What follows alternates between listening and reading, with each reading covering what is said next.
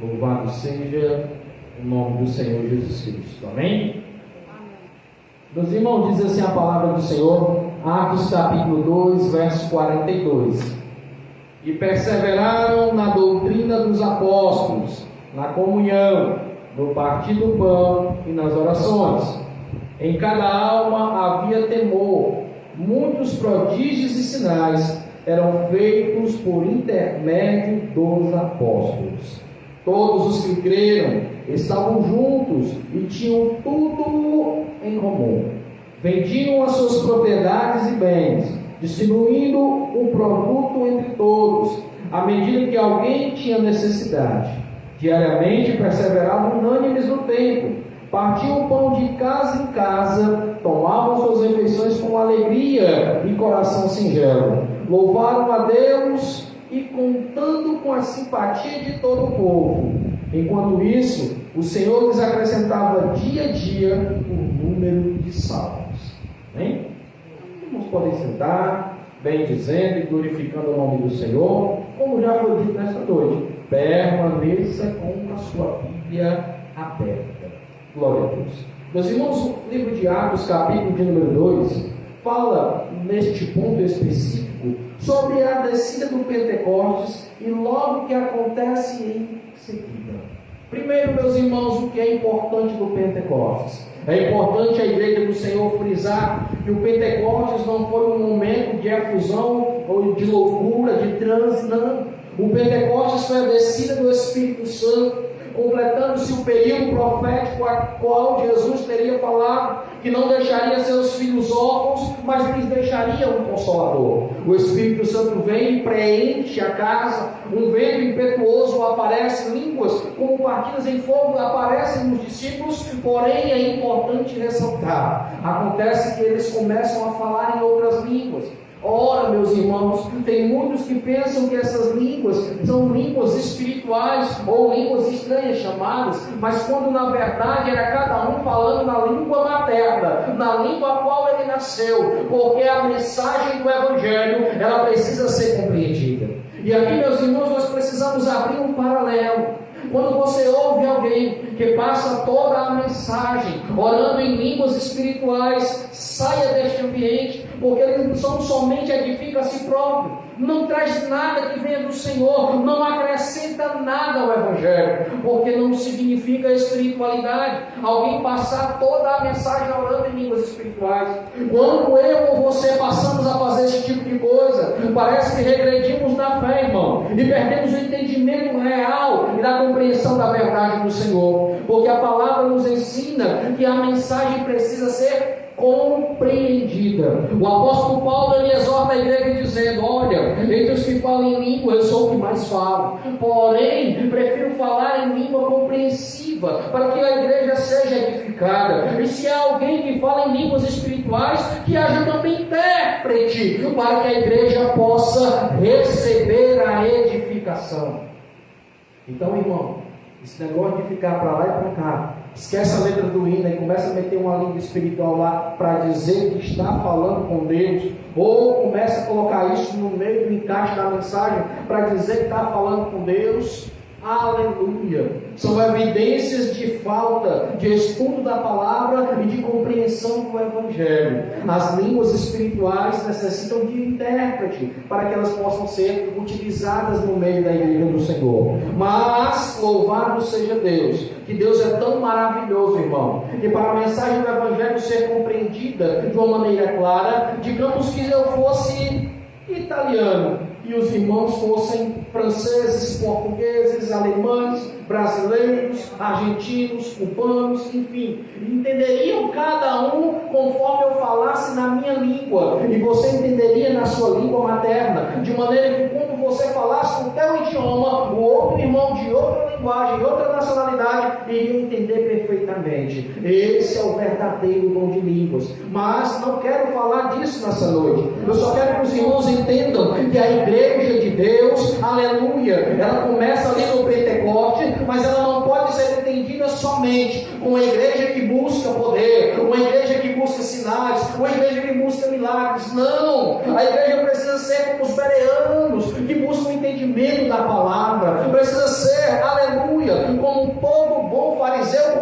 sentido que aprendeu, aleluia, a se converter e buscar dentro do proselitismo o entendimento da verdade. Quem é Cristo? Qual a sua obra? O que faço para me aproximar dele? Como posso fazer para ser dele? O que posso fazer pelo escape da minha alma? Aleluia! E a partir daí, irmãos, conforme o Senhor vai se revelando, você começa a aprender a defender sua fé, o estudo apologético. Você começa agora a também fazer outros discípulos, porque a graça foi tão grande derramada em teu coração que tu não consegues mais ficar sem compartilhar esta verdade. Jesus nos ama e tem um plano de salvação para a nossa vida, louvado seja Deus. Para que isso aconteça, irmão, nós precisamos entender o sentimento de igreja. Se eu fosse perguntar o que é a igreja para os irmãos responderiam: é o templo. Somos nós, é a estrutura organizacional que rege os cultos. Sim, tudo isso é verdade. Mas que igreja nós somos?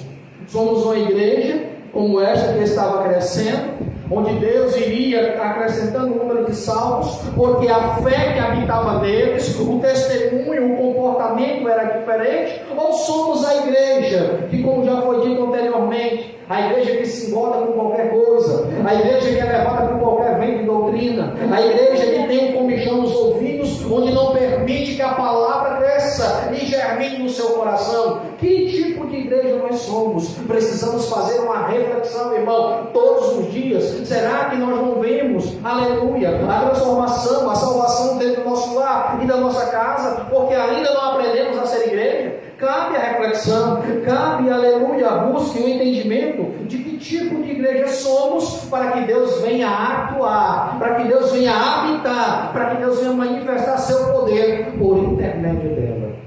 Deus quer manifestar o seu poder por intermédio da sua vida. Deus quer manifestar o seu poder conforme você se adequar ao padrão dele. Aleluia. Sabe qual é um dos grandes problemas de hoje, meus irmãos? É que os homens querem que Deus se adeque ao padrão deles. Por que nós temos uma diversidade tão grande de ministérios? Porque cada ministério é segundo a vontade humana, não é segundo a verdade da palavra. Tem gente que fica por aí: vamos ali que vai ter uma vigília e tem ato profético. Que conversa é essa, meu irmão? Isso se acabou na revelação do Apocalipse por João. A revelação é única, é bíblica e é a palavra. Agora, quando o entendimento falta, quando a palavra e a mensagem não chegou ao teu coração, Deus pode usar alguém para falar a tua vida, o que você precisa, o que tua alma necessita. Mas não venhamos nós nos engodar com esta conversa fiada, que os homens querem adequar a igreja aos moldes dele e não ao molde de Cristo. Precisamos olhar para o que diz o versículo de número 42. A igreja que merece estar como noiva de Cristo, é uma igreja que persevera na doutrina dos apóstolos, valoriza a doutrina bíblica. A igreja que vence as tentações, as adversidades, é a igreja que valoriza a doutrina, é a igreja que dá valor à palavra, igreja que despreza a palavra, que não tem a palavra como o ato mais importante no culto, que não tem a palavra como necessidade de manutenção, de fé, alimentação espiritual. É uma igreja falida e decretada ao fracasso. É uma igreja que já perdeu o sentido de igreja. Porque o primeiro pilar de uma igreja verdadeira, de uma igreja cristocêntrica, é a valorização da doutrina bíblica. O texto fala, meus irmãos, que eles valorizavam tudo aquilo que os apóstolos aprenderam com o mestre. Jesus os ensinou em loco, e eles tinham o que compartilhar. Passaram por diversos momentos de aprendizagem, bem-aventuranças, sermão do monte, testemunharam a fé, orando pelos enfermos, expulsando demônios, participando com Jesus de tudo que era necessário para alcançar o reino. Eles tinham com o que compartilhar. Mas por que Jesus não nos lançou antes? Porque era necessário que do alto eles fossem revestidos de poder. Jesus os orientou: olha, depois da minha ida para o Pai, ficai ali, para até que depois do alto sejais revestido de poder e possais expandir. Aleluia. 120 homens mudaram o mundo daquela época, irmãos. 120. Olhem só para a nossa cidade. A gente tem muito mais de 1.200 crentes. Mas porque não mudamos? Já foi dito nessa noite. Falta valorização da palavra. Falta valorização da doutrina. E a doutrina bíblica, irmãos, não nos enganemos. Não é, não podes isso, não podes aquilo, mas é a pregação expositiva do Evangelho. Está faltando pregação, irmão. A gente vai observar os cultos, a gente visita, observa e analisa. Sabe o que é que a gente vê? Vem para cá para frente que Deus vai te dar isso ou isso, aquilo, outro. Vem para cá para frente que Ele está fazendo isso, aquilo, outro. Mas não tem palavra que gere no coração do pecador arrependimento. Não tem palavra nos altares para dizer: arrepende. É chegada a voz do Rei dos céus.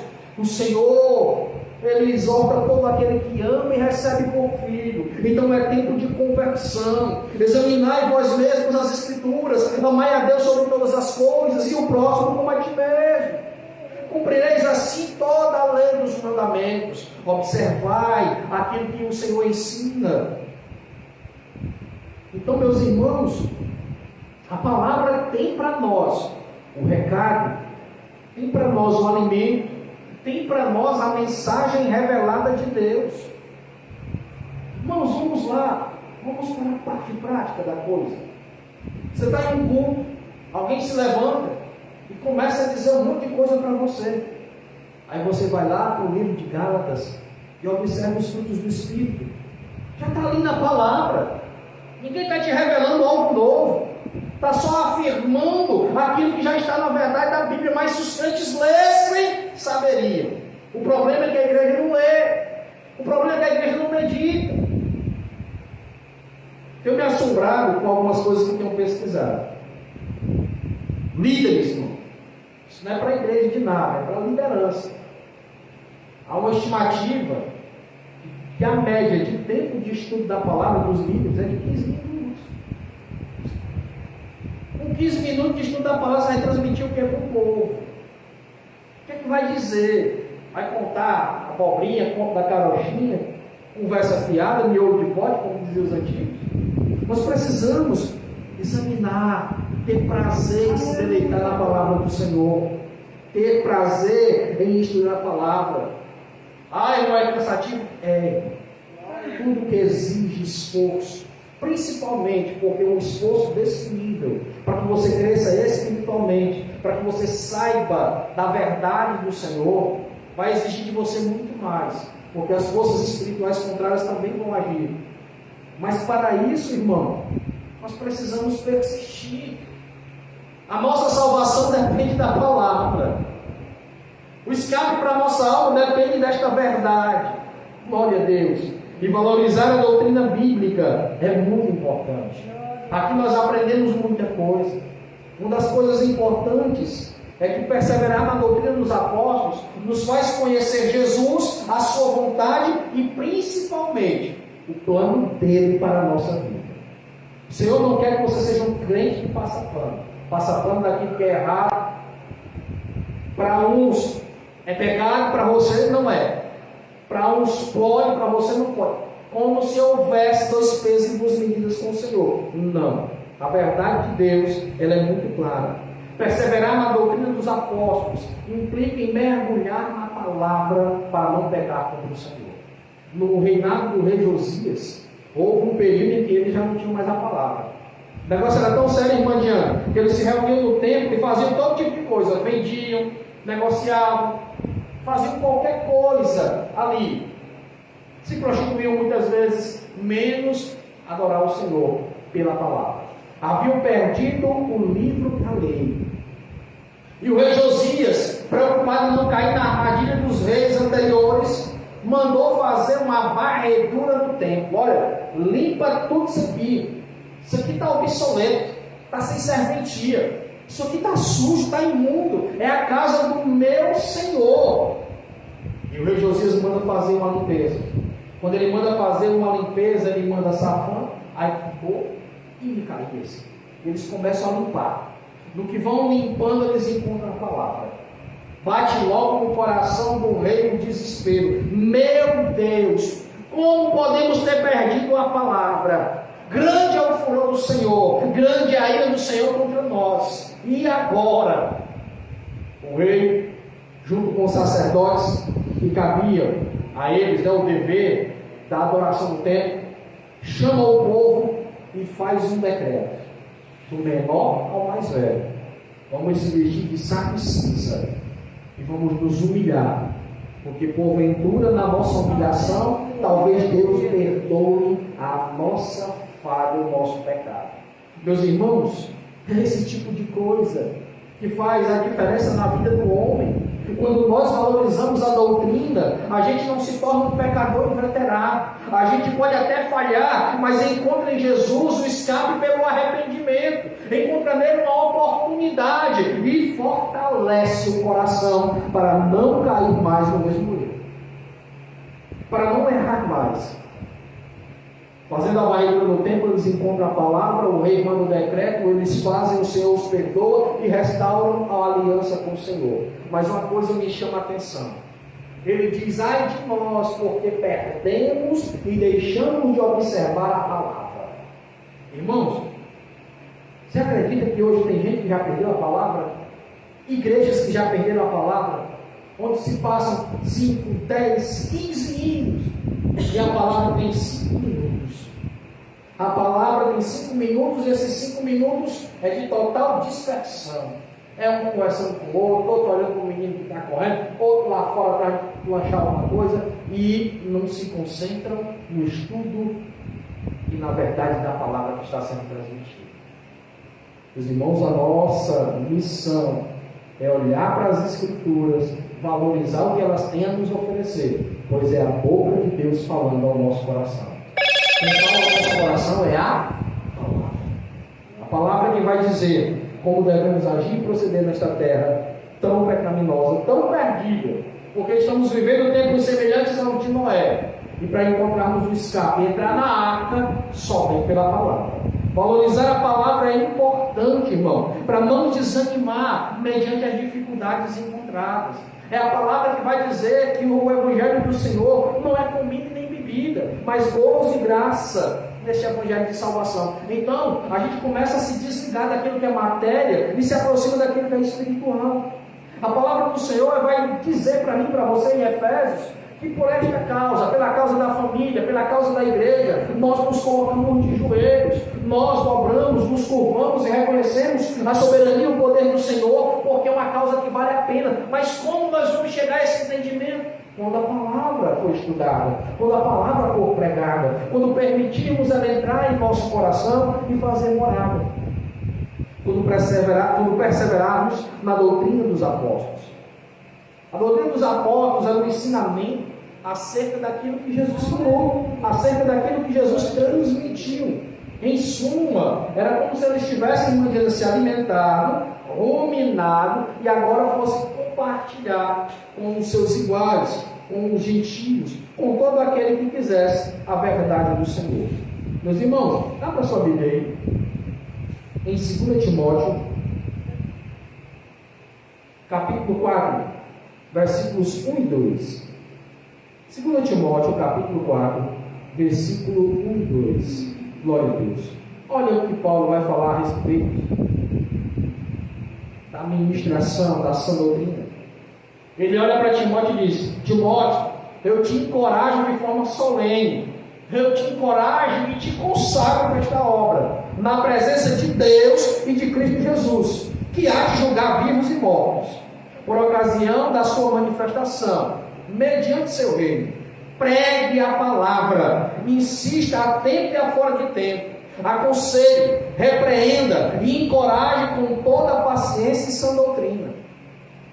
Eita, meus irmãos, se queremos ser a igreja que dá valor à mensagem, que dá valor à palavra, precisamos observar aquilo que a verdade do Senhor está falando. É a obrigação minha e sua que nos aproximamos do Senhor, pregar a palavra a tempo e a fora de tempo, repreender, aconselhar, ensinar, ministrar aos corações.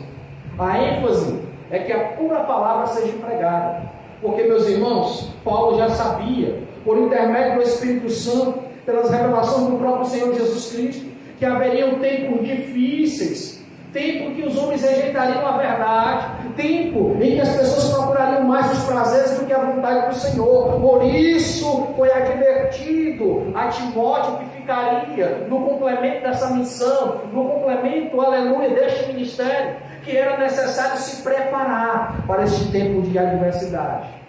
Glória a Deus. Agostinho de Hipona, como já disse algumas vezes, fala que nós devemos pregar tempo e fora de tempo, e se preciso, use palavras. Testemunho conta, mensagem conta, mas muito mais o conhecer, o agir piedoso, revelando às pessoas que somos discípulos, somos servos, somos filhos de Cristo Jesus, aquele que há de julgar vivos e mortos. Meus irmãos, a continuidade do versículo 42 diz que eles perseveravam em doutrina, mas também na comunhão. A comunhão é utilizado no termo grego, que é koinonia, e tem um sentido de partilha, de interesses em comum, de objetivos. Meus irmãos, se nós olharmos uns para os outros, nós vamos encontrar várias diferenças, várias singularidades, porque somos seres particulares, somos seres individuais, somos seres que temos as nossas diferenças, não somos iguais, nem os gêmeos são. Por isso, dentro desta ótica, deste contexto, valorizar a comunhão é valorizar o propósito.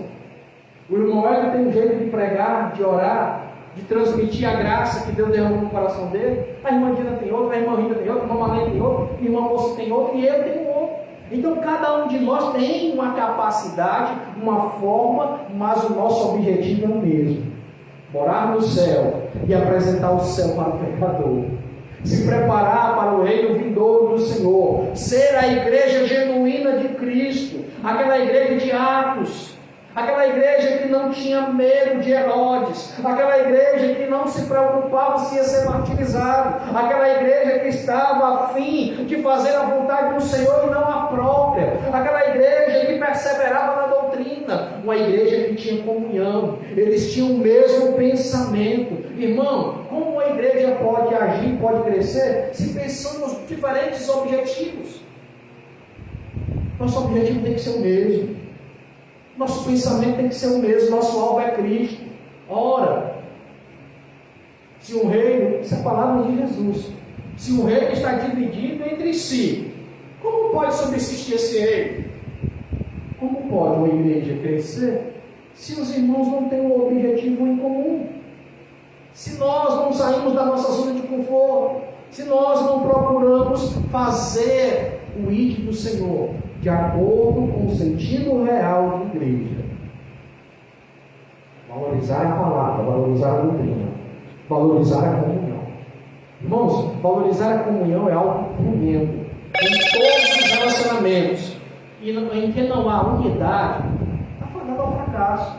Se eu e a irmã Diana não tivermos o mesmo sentimento, por que ela casou comigo? Penso eu que foi para me fazer feliz. Por que eu casei com ela? Penso eu e digo para ela que foi para fazer ela feliz. Se nós agirmos assim, nesta unidade de fazer um ou outro feliz, a gente vai vencer, vai enfrentar dificuldades, vai enfrentar batalhas que não tem como não enfrentá-las, mas vamos vencer, porque há uma unidade do trabalho empenhado por nós. Em todo e qualquer relacionamento é preciso ter unidade. Esse nosso Deus trino, esse nosso Deus maravilhoso, Ele revela isso na pessoa de Deus Pai, Deus Filho e Deus Espírito Santo. Três que são unidos um só, distintas pessoas que são, aleluia, extremamente unidas em comum, no mesmo propósito. O Espírito provém de Deus, o Filho é o Verbo que se fez carne, e o Pai é o ser soberano, e os três estão em um, estão os três. Não há como se dissociar. Glória a Deus. A verdadeira comunhão com o Senhor nos apresenta essa forma trina: corpo, alma e espírito. Corpo, alma e espírito. Essa forma trina deve procurar a sua essência, que vem do Senhor. Se nós observarmos, irmãos, uma árvore, a sua essência de vida está na terra. Se a gente arrancar uma árvore da terra, morre. Se nós tirarmos o peixe da água, porque sua essência de vida está na água, o peixe, em alguns instantes, morre. E nós temos a nossa essência em Deus. Depois que o Senhor soprou fôlego de vida nas narinas de Adão, recebemos a essência divina. E se nós não estivermos em Deus, morreremos. Primeiro, de forma espiritual. Segundo, de forma física. Eu não vou te dizer o tempo, porque o tempo para Deus é relativo.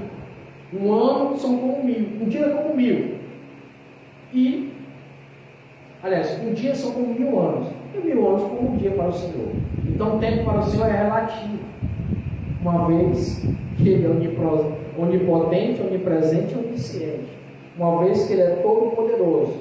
Desconhece tempos e estações, porque nada lhe é fadado ao limite. Ele desconhece limites. Lembra quando Isaías foi dizer para Ezequias que ele preparasse a casa porque ia morrer? Ezequias começa a chorar, conta para o Senhor todas as suas aflições. Isaías volta e diz: olha, o Senhor te dá mais 15 anos. Mas eu quero uma prova disso, profeta. Peça ao Senhor para o relógio de Acais retroceder. Então o Senhor faz o tempo voltar. Só Deus pode fazer isso. Fazer o tempo voltar e o relógio de Acais retrocede os graus necessários para que o tempo voltasse. Então eu aprendo aqui que Deus desconhece limite de tempo. Então, meus amados, não se surpreenda que alguém que está fora da sua essência com Deus ainda sobreviva. Mas quando chegar o dia de prestação de contas, há uma diferença. Lá em Malaquias, quem conhece a palavra sabe. Há um memorial de Deus para quem serve e para quem não serve. As obras daqueles que servem, aleluia, serão relembradas pelo Senhor. E no dia de prestação de contas, Deus se lembrará de toda boa obra, boa ação em prol do reino, em prol da expansão da palavra, em prol, aleluia, da vontade do Senhor que foi feita. Mas também se lembrará de toda negligência e de todo o erro que cometemos. Por isso, a verdade do Senhor é que nós venhamos valorizar a comunhão. Estar junto, irmãos, não significa ser igual. Estar junto é compactuar do mesmo pensamento, do mesmo objetivo, do mesmo espírito. Já pensou, irmão? Estamos em um propósito de oração. Nós estamos orando para que um irmão seja curado, mas tem 2 irmãos que não gostam desse irmão e oram ao contrário.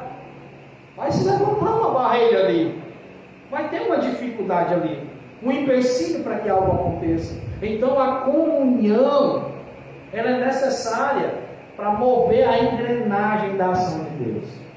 Não que o homem tenha poder para colocar Deus na parede, porque tem muita gente que pensa que é assim, como se Deus fosse obrigado a dar ou fazer, mas para que venhamos tocar o coração do Senhor, como aquela viúva de Naim, por exemplo, na sua situação de vida, tocou o coração dele, para quando Marta e Maria, na sua situação de luto, também comoveu o coração do Mestre.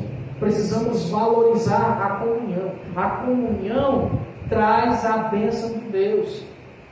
Livro de Salmos, capítulo 133. Quão bom e quão suave é que os irmãos vivam em união.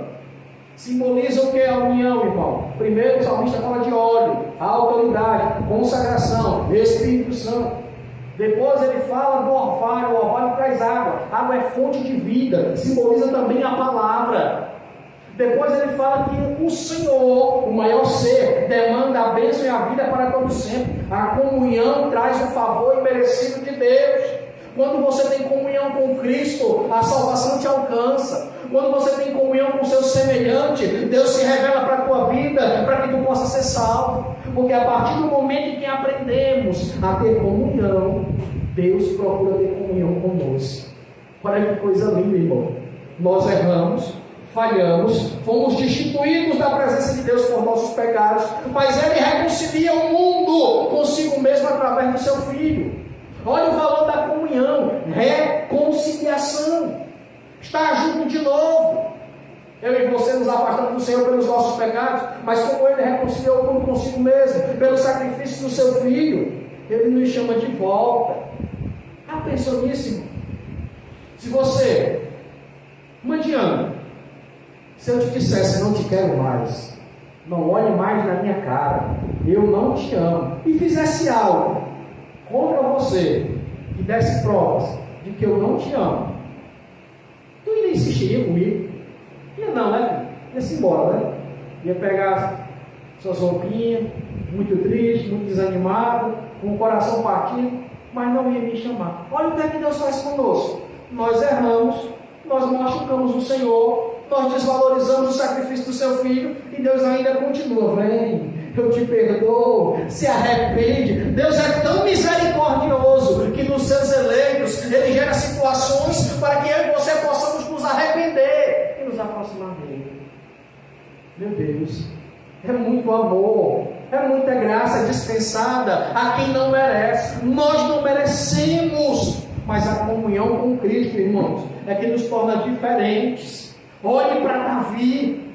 Davi era um homem com tanta comunhão com o Senhor, que chegou ao ponto de, no seu maior pecado, ele pedir: tira tudo que eu tenho, só não tira a tua presença. Davi entendeu, irmão, a comunhão, aleluia, é maior, é melhor do que qualquer prazer carnal, ou do que qualquer posição, ou de qualquer status, de qualquer situação terrena.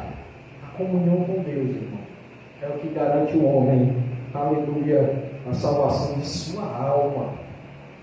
Valorizemos, meus irmãos, o partir do pão. O que diz o versículo 42? Perseveravam nas doutrinas dos apóstolos, na comunhão e no partir do pão.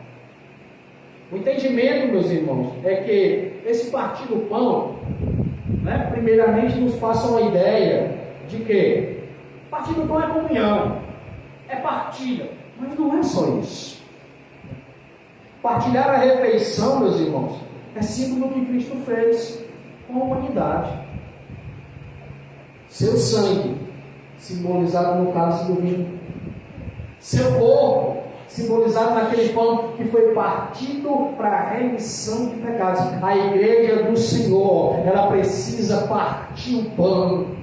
A igreja do Senhor, ela não precisa somente, aleluia, fazer obras sociais, mas ela precisa compartilhar a graça. Ela precisa ensinar ao pecador que Jesus morreu por ele, que Jesus permite uma aliança no seu sangue, se eles confessarem seu nome diante dos homens. A igreja verdadeira, ela parte o pão, ela oferece o cálice.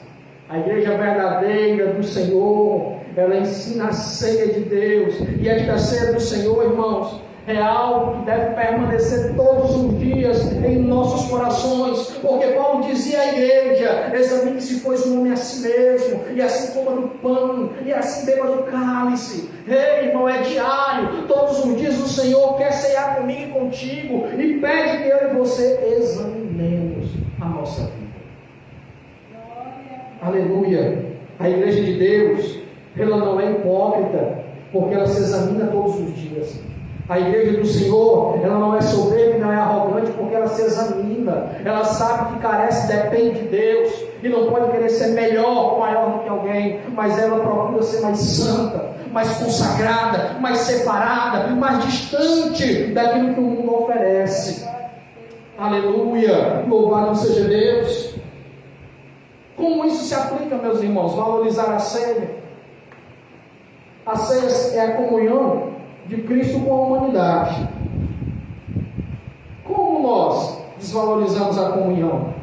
Os nossos tropeços, as nossas ofensas fazem separação diante do Senhor para com a nossa vida. E por isso a igreja que quer ser a igreja verdadeira, a igreja genuína de Cristo, ela precisa ceiar, ela precisa estar valorizando esse ato de comunhão espiritual com o Senhor. A comunhão do Espírito, meus irmãos, aleluia, ela também é conquistada em oração, em jejum, em partilha com o Senhor. Ah, meu Deus! Irmãos, aquele dado que eu falei para vocês, de que a liderança, em média, no Brasil, estudava a palavra cerca de 15 minutos. Deixa eu te dizer que quando se fala de oração é pior. Não chega nem 10 minutos do tempo médio que o povo passa orando com o Senhor. E o povo voltar. O povo que é para estar ministrando, ensinando, pregando. Uma vergonha para nós, irmãos. Precisamos passar por outra reforma, será? Ou só precisamos nos tornar a igreja que se arrepende, que volta ao primeiro amor, que valoriza a palavra, que valoriza a comunhão, que valoriza a partilha, aleluia, que valoriza as orações, que valoriza o temor, que valoriza o respeito à pessoa bendita de Cristo Jesus. Valorizar o partir do pão, valorizar, meus irmãos, o sacrifício vicário, a ascensão de Cristo como Rei e Senhor de nossas vidas. Porque um dia, meus irmãos, a nossa alma irá se ascender aos céus. E lá encontraremos juízo. Mas que nós venhamos encontrar nos braços de Cristo a doce frase: vinde benditos de meu Pai.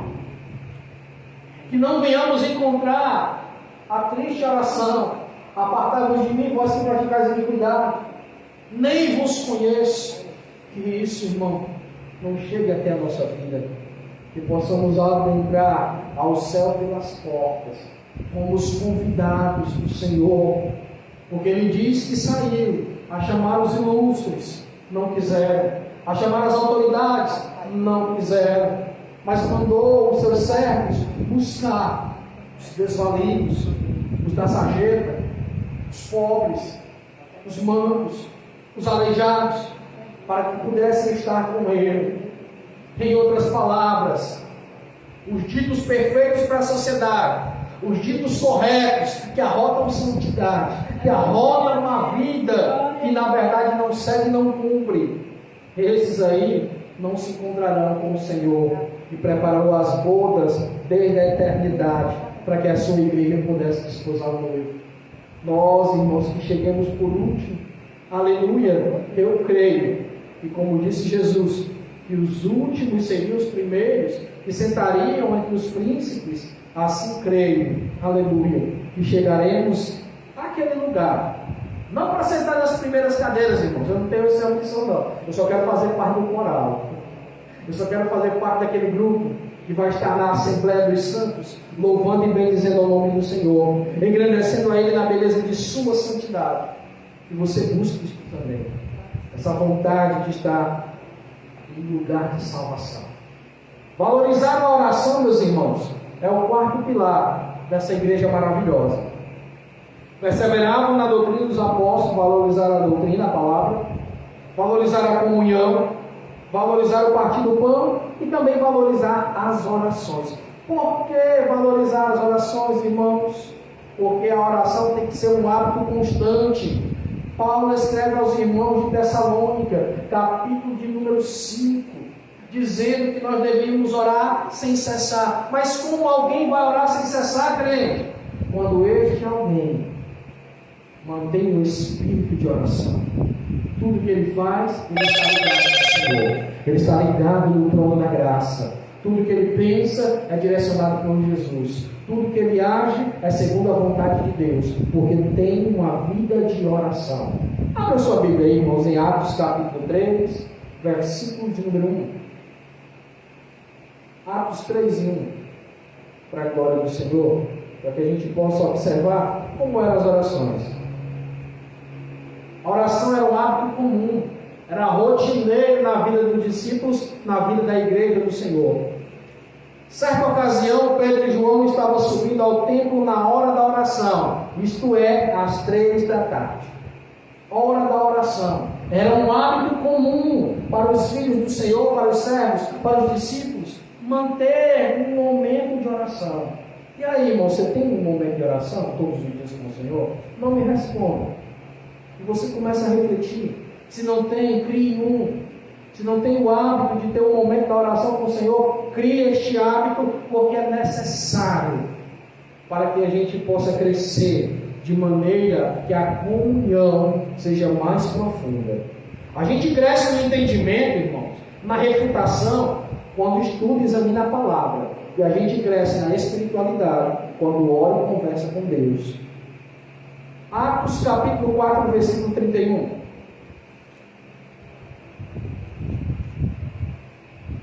Olha o que diz a palavra do Senhor acerca de oração. E assim que terminavam de orar, tremeu o lugar onde estavam reunidos, e todos ficaram plenos do Espírito, e com toda a ousadia saíram anunciando a palavra de Deus.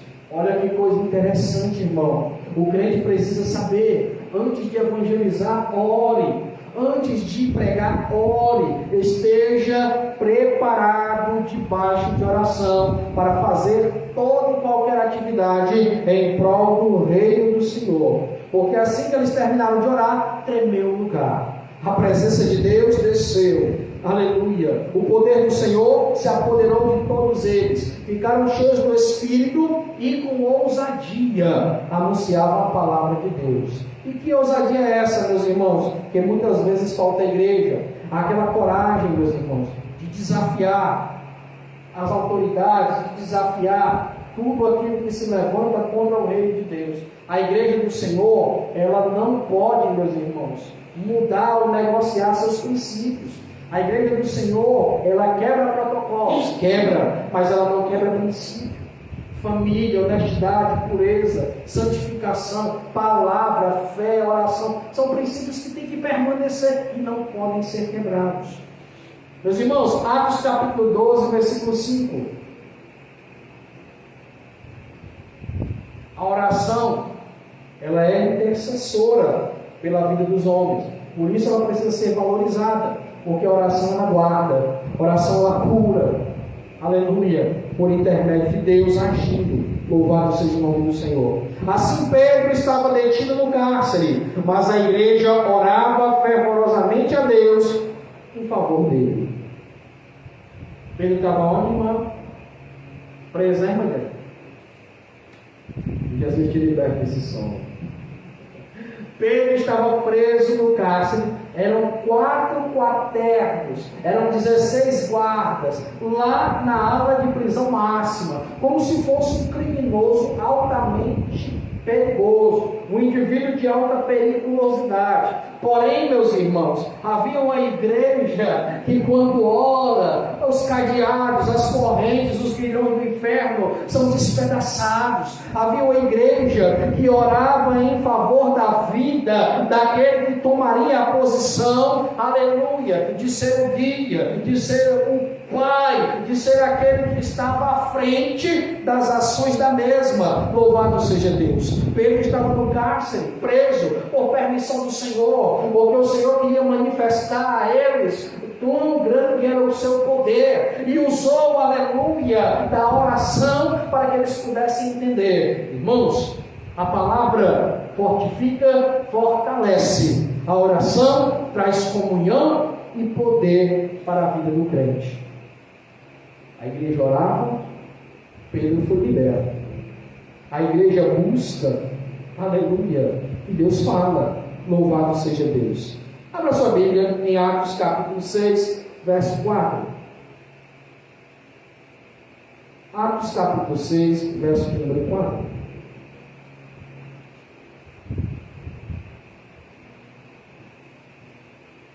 Os discípulos conversando disseram o seguinte: quanto a nós, nos devotaremos à oração e ao ministério da palavra.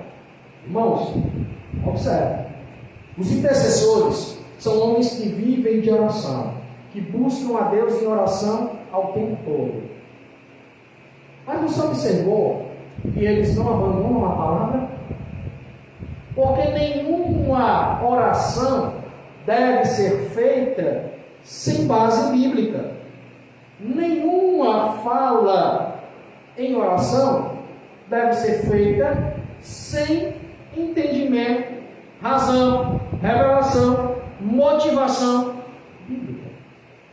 Quando eles se preparam para se tornar intercessores, se devotar à oração, eles se devotam também ao ministério da palavra, porque eles entendiam que a oração e a palavra têm que caminhar juntas. Não dá para dissociar. Eu vou crescer na oração, vou ser um orador de fogo, disso, daquilo, de gelo, de água, de vento. E no fim das contas, meus irmãos, se torna um crente limitado, que fala de coisas que a sua mente não compreende. Quantas e quantas vezes as pessoas oram pedindo para Deus enviar um anjo com a espada desembainhada. Se o anjo vier com a espada desembainhada, onde ele vê pecado, ele vai passar a espada, vai matar muita gente. Uma vez no Arraial do Cito foi 185 mil mortos. Por que a gente vai falar uma bobagem dessa? Fala porque não conhece a verdade. Deus não vai enviar um anjo para dizer à sua igreja que fulano tem que se converter. Não, irmão, quem é você para pensar que um anjo vem engraçar para dizer isso? O anjo veio e anunciou a Daniel que as orações estavam sendo ouvidas, e logo lhe deu mais 2 capítulos de seu livro com revelações futuras, pré-apocalípticas. Quando o anjo aparece a Manoá, lhe avisa que Sansão seria juiz e libertador de Israel. Quando o anjo aparece a Maria, lhe chama de bem-aventurada, ele diz que ela conceberá Emanuel, Deus estará entre os homens. Aí vem um ser humano gaiato, que não conhece a verdade, que não estudou a palavra, dizer que Deus está mandando um anjo ir lá para a porta da sua casa, ou ficar sentado na cadeira da igreja. Já viu disso, irmão? Falta de Bíblia. Valorizar a oração não é perder o entendimento. Valorizar a oração é caminhar junto com a palavra para poder ter crescimento espiritual e crescimento em conhecimento. Crescer em graça e crescer também em conhecimento. Não podemos abandonar o conhecimento. É o conhecimento que nos torna capazes, irmãos, de discernir o que é secular, o que é espiritual, o que é de Deus e o que não é. Atos capítulo 13, versículos 1 e 3, meus irmãos. Estamos perto de finalizar. Atos 13, versículo 1 ao versículo número 3. Na igreja de Antioquia havia profetas, havia mestres, Barnabé, Simeão, conhecido por seu segundo nome, Níger, Lúcio de Cirene, Manaém, que era irmão de criação de Herodes, o governador, e Saulo. Enquanto serviam, adoravam, jejuavam ao Senhor, o Espírito Santo lhes ordenou: separai-me agora Barnabé e Paulo e Saulo para a missão a qual os tenho ordenado. Diante disso, depois que jejuaram e oraram, lhes impuseram as mãos e os enviaram. A igreja que valoriza a oração é uma igreja que intercede, que abençoa e sustenta os missionários, custeia a obra missionária. Quanto a nós, irmãos, que a oração seja algo constante, como nos recomenda a palavra: orar sem cessar. É simples. O que nos falta muitas e muitas vezes é coragem de descer a face no pó, de colocar o joelho no chão, de deitar, de ficar de pé, de erguer as mãos, sentar, enfim. O que nos falta é ousadia e coragem de conversar com o Senhor, de expor para Ele, aleluia, os nossos desejos, os nossos sentimentos. Eu creio que o crente que não ora pelos irmãos que estão arriscando a vida pregando o Evangelho é porque não tem amor no coração. O crente que não ora pela sua família, pelos seus amigos, pelas pessoas que estão ao seu derredor, não tem amor, porque só ora, só intercede porque não tem amor. E a igreja de Deus precisa desse amor. Então que nós, irmãos, da noite de hoje, saiamos desta reunião valorizando a oração, valorizando a comunhão, valorizando o partir do pão e valorizando a palavra principalmente. Amém? Ficar de pé, em nome de Jesus. Vamos orar, vamos agradecer ao Senhor. Glória a Deus. Domingo, culto de ceia do Senhor. Glória a Deus. Ia sair aqui um culto de doutrina, né, irmãos? Domingo, culto de ceia. O pastor Antônio estará conosco. Provavelmente a pastora Dúvida também. Não nos confirmou ainda, mas nós cremos que ela está em plena recuperação e que Deus é com a serva do Senhor. Vamos orar? Senhor nosso Deus e Pai, graças te damos, meu Senhor, por tua bondade, por tua misericórdia. Desejamos, meu Senhor, nesses últimos dias, a igreja, meu Senhor, que se apresenta no livro de Atos, uma igreja que persevera na palavra, uma igreja que guarda a palavra em seu coração para não pecar contra o Senhor, uma igreja, meu Pai, que partilha, uma igreja de comunhão, uma igreja de comum acordo, de um só pensamento, uma igreja de um só objetivo, uma igreja, meu Senhor amado, que tem unidade.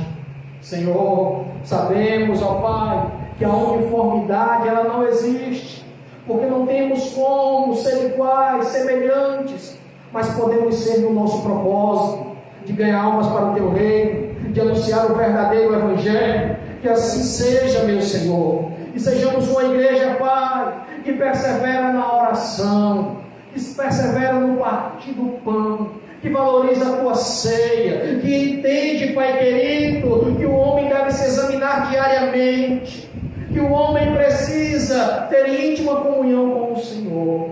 Deus, que em nós, um verdadeiro adorador, que te adore em espírito e em verdade, que seja a igreja do Cordeiro, santa, imaculada, irrepreensível, vestida e adornada para morar no céu.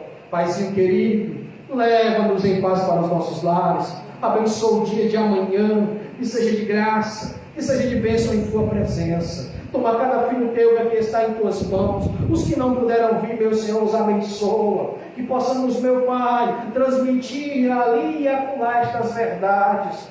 Aleluia, que a Tua igreja, ela valoriza a palavra, que a Tua igreja, ela valoriza a comunhão, que a Tua igreja, ela valoriza a partilha do pão, ela valoriza a oração e tem tudo em comum.